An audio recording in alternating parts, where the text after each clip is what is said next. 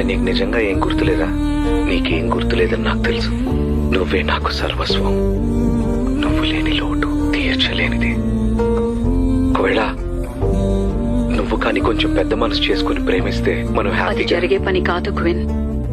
అడిగా అడిగా ఎదలోలయనడిగా కదిలే క్షణమా చెలియేదని నన్నే మరిచా తన పేరునే తలిచా మదినే అడిగా తన ఊసేదని నిన్ను పోగొట్టుకుని అనుకున్నా. నువ్వేలేని నన్ను ఊహించలేను ఊహలోను వెతికితే మనకదే నీలోనే ఉన్నా నిన్ను కోరి ఉన్నా నిజమై నడిచా జతగా